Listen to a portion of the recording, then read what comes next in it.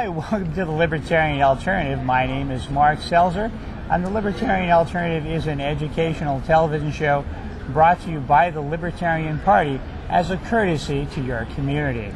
We're here at the Atlanta Marriott Marquis Hotel at the Libertarian Party's presidential nominating convention with Mary Ruwart. Now, Mary, you're a research scientist? That's right, by training, that's exactly what I am. And what does a research scientist do? Well, basically we try to invent cures for diseases, and we usually do it in a form that we can put in a pill so that people can just go to their drugstore, take it, and hopefully feel better. So that's what you do for a living, but you also have this other interest in libertarian ideas? Yes, that's correct. And so what is the main thrust of that? You write books? That's right. I'm primarily a writer, although I do go out and speak about them. And healing our world in an age of aggression is basically my latest book. It's actually a revision of a book that came out 10 years ago. It's been so popular, I decided to update it. And basically, it's as you can see, it's got the 9/11 scene, but we have it overshadowed by the dove of peace. And the point there is that there is a way out. There's a better way. There's a way to heal. There's a way to heal, exactly. So, what is the basic thrust of the book? What is the philosophy that you're trying to put forth in this book? Well, you know, Mark, what we do is we treat each other on a one-to-one basis very well. We don't steal from each other. We don't. If we were neighbors, I wouldn't come over and take your things out of your house. We know how to make peace as neighbors. And if I were to do any of those things, well, if I came over and I beat you up or I started stealing from me, you'd try to retaliate and steal from me. We'd have a Hatfield and McCoy situation. We'd be feuding eternally. And so we know one-to-one how to behave. But let's say that I go to your house and I say, well, would you contribute to my favorite charity? Of course, as a good neighbor, I honor your choice. But today, that's not what we do. We go to the government and say, gee, I don't like Mark's choice. He won't contribute to my favorite charity, so I'm going to make sure that a tax is imposed on him so it forces him to do it. So when we interact with each other group to group, we forget. We forget our good manners and our good neighbor policy. And most of the time when you do it that way, if I was to voluntarily contribute to a charity, some of that money would actually go for what I was told it was going to go for.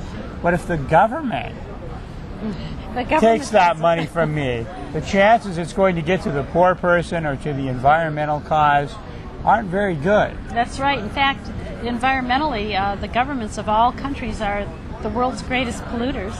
And most people don't know that, actually, but the U.S. military, for example, puts out something like as much chemical waste each year as 2 to 3 top chemical companies. And then, of course, when it comes to charity, I know I rented to welfare tenants a lot, and about 2/3 of the welfare dollar actually goes to pay the social workers. So that's not a good deal either. And the way the welfare is distributed is actually counterproductive. It encourages young teenage women not to get that first job, not to even get their high school diploma, but start having babies at an early age. When they finally wake up and say, whoa, this isn't going to get me anywhere. Now they have 3 children to put in daycare. They have to start at minimum wage. They just can't do it. So they're caught. They're caught for a long time. I had teenage mothers come to me and say, well, I'm pregnant now. I'm going to have my baby in a few months, so I'll be able to give you a welfare check for my apartment. It was like a rite of passage. And it's very, very sad. Very sad. So we're paying people to behave this way, and they do behave that way. Some of them do. Some of them. I mean, there were a few that are the kind of people that you and I would want to help, that were struggling out of the trap. But it's so hard. There's so much disincentive because as soon as you get off welfare, you lose your medical benefits and everything. It's a tough thing. It's easy to get sucked in. Yeah, it sounds like a trap. I guess a lot of people don't think about the fact when you want to help someone with a problem. I mean, we all can't sit around and just let someone who does have a baby, who doesn't have money, who doesn't have any way to help themselves, just be in the street and not have anywhere to live and not have food. But what do you do when the situation of providing for that unfortunate person causes more people to purposely put themselves into that unfortunate situation so they can be taken care of as well. Well, it's not just that. You were talking about people on the street. Mm-hmm. When the situation gets so bad that they're out on the street and literally homeless, then the welfare people aren't there at all for them, because you have to have an address in order to get your welfare check. You see, it has to be sent somewhere. They won't give you a handout. So what you see is the people who are truly desperate, the homeless, they don't get help from the welfare agencies. They have to rely on private charity. And that would be okay, except that our regulations often prevent private charities from helping them. The one story I remember very well, because as a landlord I had to meet all these city codes, was that Mother Teresa's helpers, the missionaries of charity, the order she founded, actually were in New York trying to help the homeless. They bought abandoned buildings to try to fix them up. And they bought a pair of buildings and showed their building plans to the city inspectors. They approved them. But when the nuns started the renovation, they said, no, you have to have a new elevator in there too. It's an extra $100,000. The nuns didn't have that much money. They didn't want to spend money on an elevator. They had to abandon the project. Wow. The homeless in New York City were literally left out in the cold. So the reason that people are homeless is because of government regulation, not the fact that government is doing too little, but the fact that government is doing too much. That's true. There was a study done on what causes homelessness. And what was found is that the cities that have the highest zoning regulations, city inspectors, and other types of restrictions are the ones with the highest percentage of homelessness. The reason is that the price of the houses go up, so of course rents go up. People can't afford them, they end up in the streets. Yeah, it's all supply and demand. I remember in the area where I lived in Hollywood, there was a time when many new apartment buildings opened up. They just built, somehow they managed to get past the zoning laws and build a bunch of new apartment buildings in that neighborhood. And the rent went just way, way, way down. There were all of these signs out in front of the buildings that said, move in, please, first month rent free, no security deposit. And they were desperate to get people to move in there. And that's the reason why rents are high, because they won't let them build. And the taxes and regulations on building often double the price of building at all. That's right. And then exactly right. A lot of times you just can't even change the zoning laws. I mean, they make zoning laws that actually prevent building. And they make laws that keep you from vacating old, dilapidated buildings and putting up new buildings that would be cheaper and easier to maintain than the older buildings that are falling apart, because you can never get somebody out of those apartments. And it's very, very difficult to do. So, again, homelessness, high rent is caused by government intervention, and also then they always try to have a program to fix the problem that they cause. Rent control. Now, what about rent control? Yes, that contributes also to the problem. Because what happens is, as a landlady, I can tell you this, if you are forced to keep your rents low, of course you have a lot of applications. So who are you going to pick? Someone who's just barely going to be able to make it, or someone who's got a really terrific job? Well, of course you're going to take the best tenants you can, because then you're sure you'll get your rent. What that means is that people who are, really on the edge, they're poor, they're just barely making it, they can't get the low rent apartments. They all go to basically the middle and upper classes. That's very true. We find surveys or studies done on rent-controlled apartments, and we find that those rent-controlled apartments have gone to rich people. And that's why. Who would the landlord rather have in their place? They want a rich person, because then if they don't pay their rent or they destroy the place, they can go after them and collect. So what inspires you to be involved in the libertarian movement? Well, I think it's tragic what's being done to people, especially the people at the edge. They need real help, and the government is not only not giving them that help, they're destroying them. For example, when I was renting to a couple of my tenants, I got a call from a city official who told me they wanted me to evict 2 of my tenants. Really? The reason was, yes, and the reason was One was doing daycare out of her apartment, and the other was sewing curtains for businesses. They had jobs. Yes, they had created their own jobs, and they were, they were in the startup phase. They were barely getting by.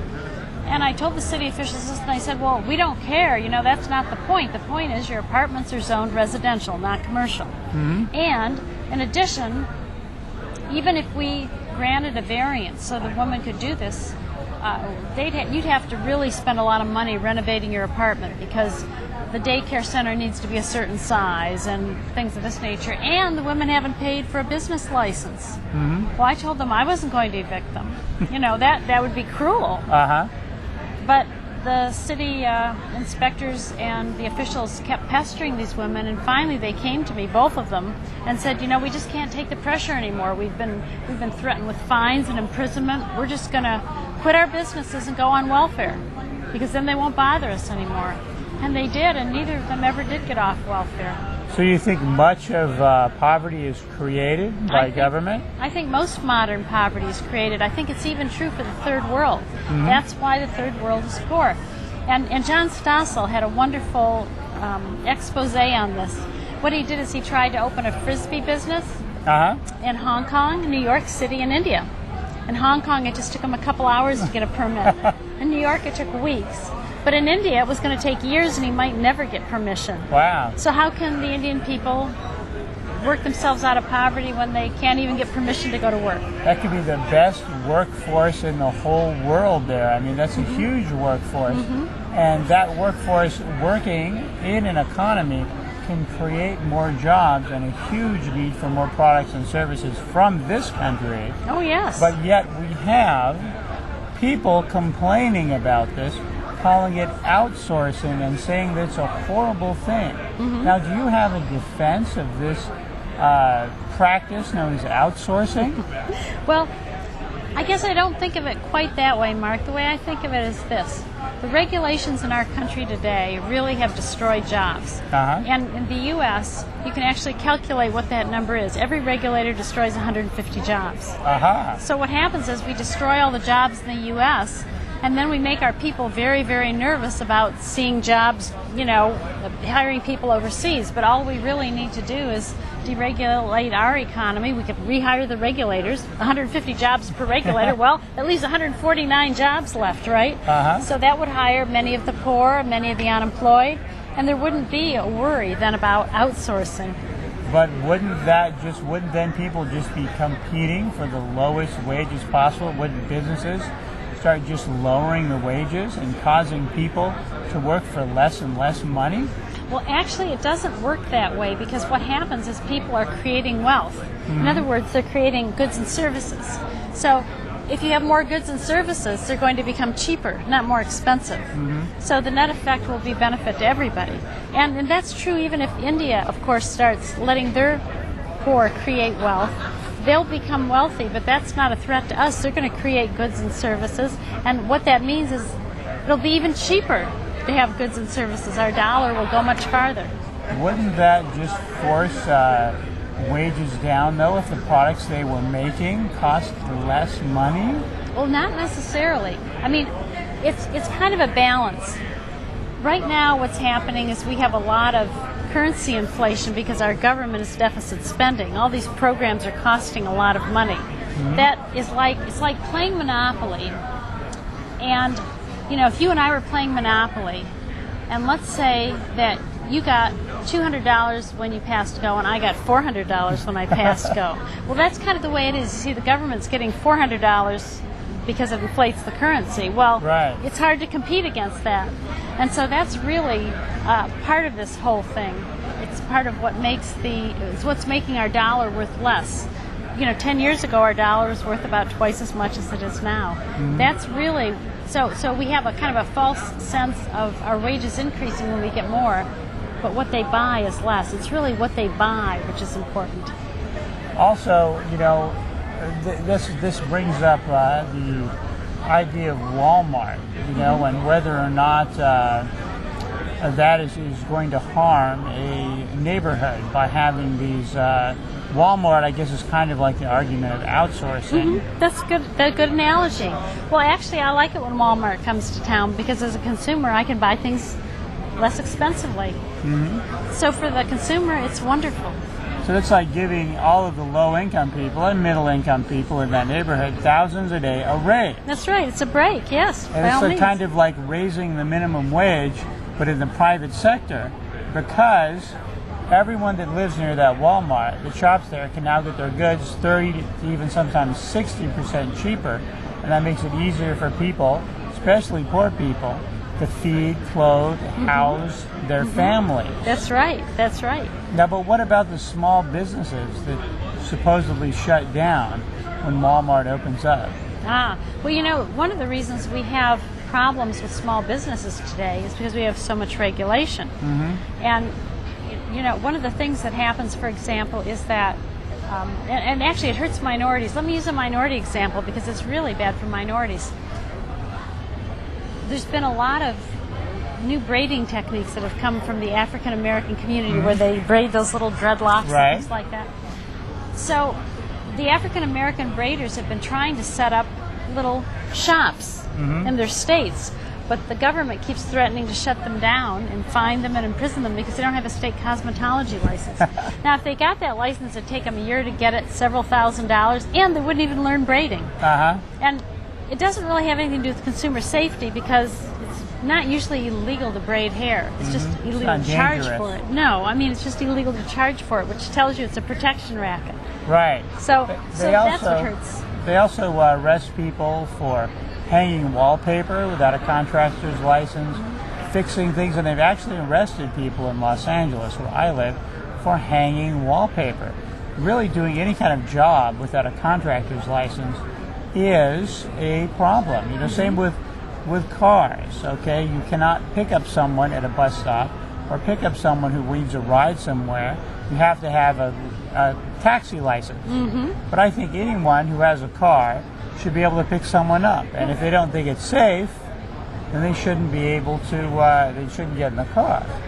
That's true. And in New York City, it costs about $200,000 to get permission or a license to drive your own car and pick up people. So it's ridiculous. What poor person can afford that? It's nuts. So the jobs are being destroyed by the government rather than the government saying, I'm creating jobs. We constantly hear that. No. I created 400,000 jobs, you know, this year or this month. But what they don't say is how they destroyed them doing that. Because for them to take money to create jobs, they first have to take it out of the private sector. And when they do that, jobs are lost in the private sector more than they gain. Because, of course, we still have to pay the tax collector, the Congress to fight over how the money should be spent. We have to pay the people who distribute the money and create the programs to create these new jobs. So that's a pretty hefty overhead. It's about 50% of our dollar. So let's say we destroy 100 jobs in the private sector to collect a certain amount of money. We'll only get 50 jobs out of the government, if that, because government's even more inefficient than we ever dreamed sometimes, and so it'd probably be more like 25. Yeah, the government often says it creates jobs, and I like to use the analogy of the government giving money to businesses to create jobs. Imagine you had a hamburger stand, and you had 3 hamburger flippers there, and the government gave you extra money so you could have a 4th hamburger flipper. Well, who is going to eat the burgers that the 4th hamburger cooker flips? No one. Because the only thing that can create a job is a need for a good or a service. Well, plus, in order to help the business hire that extra hamburger flipper, what they're really going to have to do is have the company fire 2 of the other ones, because they won't have enough money to pay the taxes and hire, and pay for the program. That's how it really works. That's very true. There's something called the payroll tax. And this was the biggest tax increase in the history of the United States, and this was signed by Ronald Reagan. And you constantly hear Republicans saying about how they want to cut taxes and how Ronald Reagan cut taxes.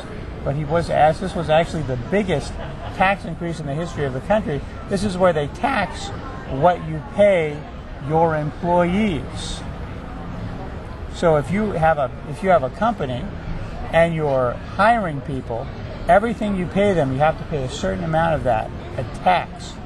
to the government on just what you pay somebody. So they basically fine you for hiring someone, and the more people you hire and the more you pay them, the more they fine you for doing so. And then we wonder why there's no jobs. Right, because of course what you do is you convert to machinery. It becomes cheaper than to convert to machinery, so that's what you do. So what about healthcare? Oh, healthcare. Oh, I'd like to talk about that, having been in the industry. It's very, very interesting. Most people don't realize it, but it costs about $1 billion for a pharmaceutical firm to put a drug on the market. That's because it has to jump through all these hoops that the FDA requires. And of course, the belief is that it makes the drugs safer. Well, it makes the drugs a little bit safer, but it takes a lot longer to develop them.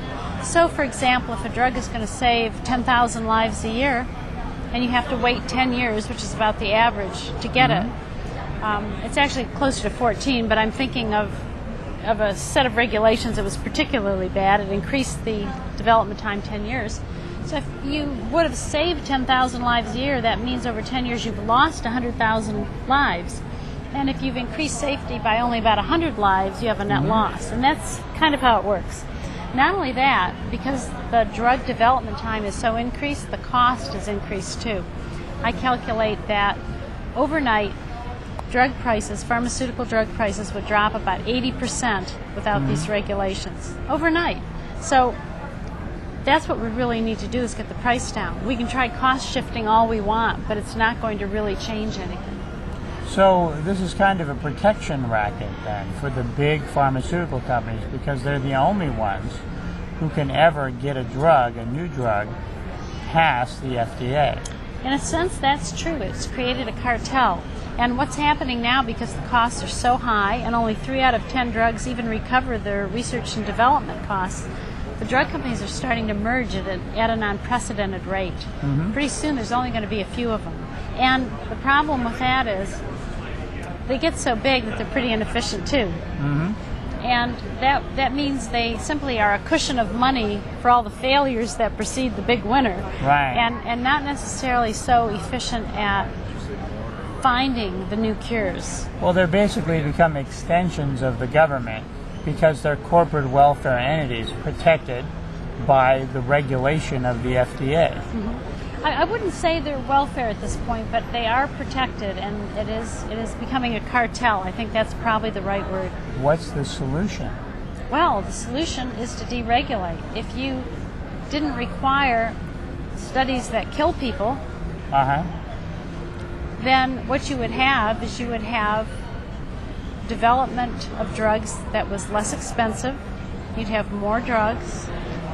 You'd have more people saved, but the cost would be much less. So you could replace the FDA with a bunch or a group of private competing FDAs.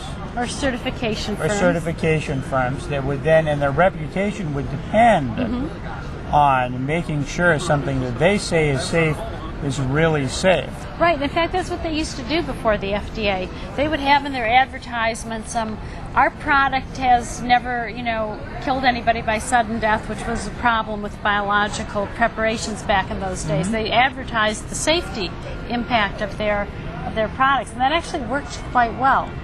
There were occasions when people didn't think ahead and had a problem, so the regulations save a few lives, like it said, might maybe save 100, but cost 10,000 or 100,000 even.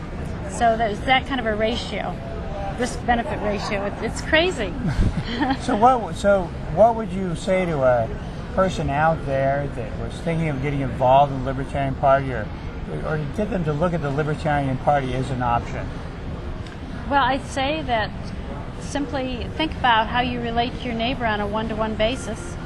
Then look at how we relate to each other, group to group, and you'll see a big discontinuity.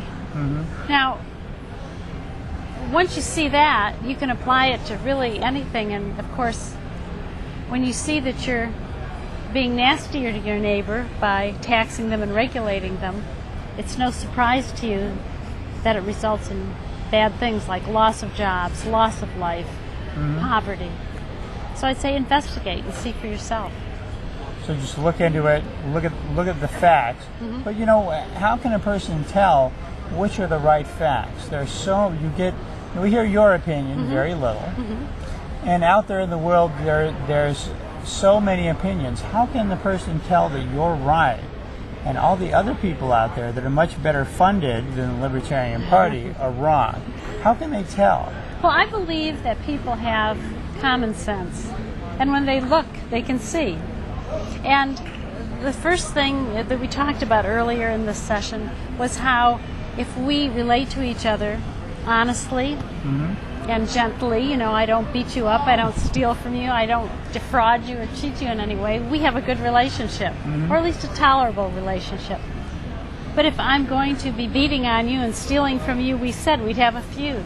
Well, it makes sense that if that happens on a one-to-one basis, it's going to happen on a group-to-group basis. And that's the kind of common sense I mean. It doesn't take an Einstein to see that the same means get the same ends. Well, thank you very much for coming out. It's wonderful seeing you today. And for those of you out there that would like more information about the Libertarian Party, you can join us online at www.lp.org, and you can call 1-800-ELECT-US, and we'll send you out a free packet of information. So thanks again, and thanks for watching, and we'll see you next time on the Libertarian Alternative.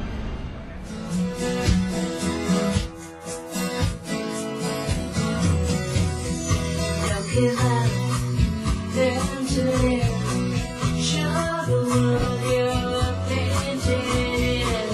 The colors there are so deep and rich. Who could resist this magical chill?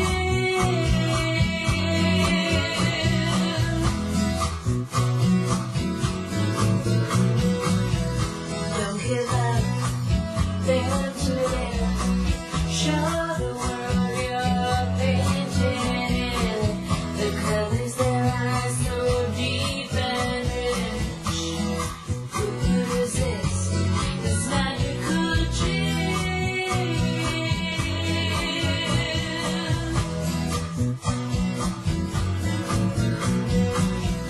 Hold the freedom in your hands, feel so smooth it never ends. Watch your fears begin to melt. Tell your lover